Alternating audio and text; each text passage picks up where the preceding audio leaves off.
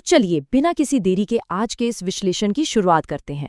आजकल जो कानूनी दांव पेच सुर्खियों में छाए हुए हैं ना, आज हम उन्हें डिकोड करेंगे। देखिए, हमारा मकसद यहाँ किसी भी तरह की राजनीतिक बहस में पढ़ना नहीं है, बल्कि विशुद्ध रूप से उस दिलचस्प कानूनी रणनीति और उस तंत्र को समझना है जो इस पूरे मामले के पीछे काम कर रहा है। अब इस पूरी स्थिति में जो बात सबसे ज्यादा सोचने पर मजबूर करती है, वो ये है कि भारतीय न्याय प्रणाली में आखिर होता क्या है जब हाई प्रोफाइल हस्तियां किसी जज के सामने पेश होने से ही साफ इनकार कर दें। मतलब, क्या ऐसा करना वाकई मुमकिन है, और अगर हाँ, तो इसके कानूनी नतीजे क्या होते हैं? चलिए इसे थोड़ा गहराई से समझते हैं। तो इस पूरे टकराव की असल जड़ को समझने के लिए हमें उस घटना की तरफ देखना होगा जिसकी वजह से मनीष सिसोदिया और अरविंद केजरीवाल ने जस्टिस स्वर्ण कांता की अदालत में होने वाली सुनवाई से किनारा कर लिया। ये कोई रातों रात लिया गया फैसला नहीं था, बल्कि इसके पीछे एक बाकायदा सोची समझी कानूनी प्रक्रिया थी। देखिए, इस पूरी कहानी की शुरुआत होती है एक कानूनी शब्द से, जिसे कहते हैं रिक्यूजल या रिक्यूजल अर्जी। अगर इसे आसान भाषा में समझे तो रिक्यूजल का मतलब होता है जज से केस से हटने की औपचारिक गुजारिश करना। इस मामले में बचाव पक्ष को कानूनी तौर पर यह आशंका थी कि शायद उन्हें इस विशिष्ट अदालत में निष्पक्ष न्याय ना मिल पाए, और हमारी न्याय प्रणाली का नियम है कि जब किसी को निष्पक्षता पर संदेह हो तो वो बेझिझक ये कानूनी रास्ता अपना सकता है। अगर हम इस पूरे घटनाक्रम की टाइमलाइन पर नजर डालें तो 20 अप्रैल को जज साहिबा ने बचाव पक्ष की बातें सुनी, लेकिन उस रिक्यूजल अर्जी को खारिज कर दिया। अर्जी खारिज होने के बाद अदालत ने आगे की कार्यवाही के लिए 29 अप्रैल की तारीख तय कर दी।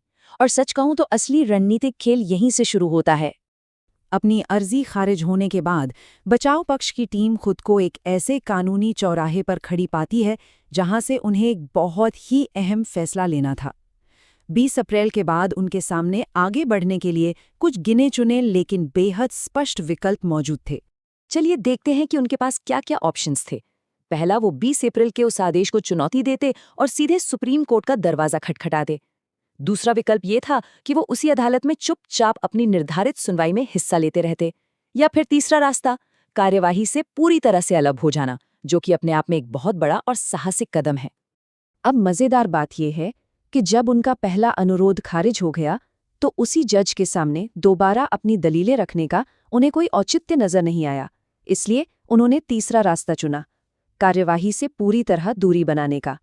और इस एक फैसले ने कानूनी गलियारों में सबका ध्यान अपनी तरफ खींच लिया। बचाव पक्ष के वकील ने इस रणनीति को एक बहुत ही दिलचस्प नाम दिया है, सत्याग्रह। उन्होंने इसे अदालत की सुनवाई से एक शांतिपूर्ण दूरी के रूप में पेश किया है। इसका सीधा सा मतलब ये है कि अब न तो आरोपी खुद अदालत जाएंगे और न ही उनका कोई वकील उस अदालत की सुनवाई का हिस्सा बनेगा। बिल्कुल साफ और स्पष्ट रुख।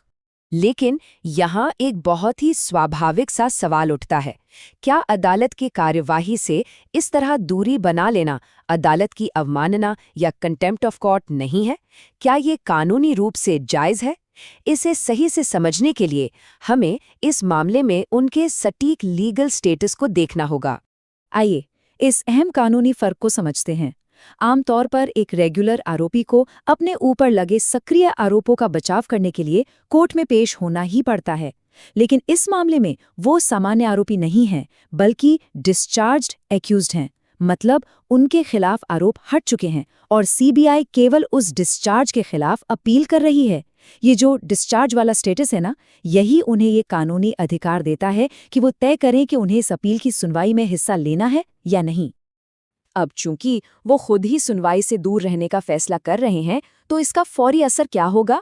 ऐसे में जज के पास ये पूरी पावर आ जाती है कि वो उनका पक्ष सुने बिना ही एक एक्स पार्टी ऑर्डर यानी एक तरफा आदेश पारित कर दें। यहाँ ये समझना बहुत जरूरी है कि उनके इस कदम से न्यायिक प्रक्रिया रुक नहीं गई है।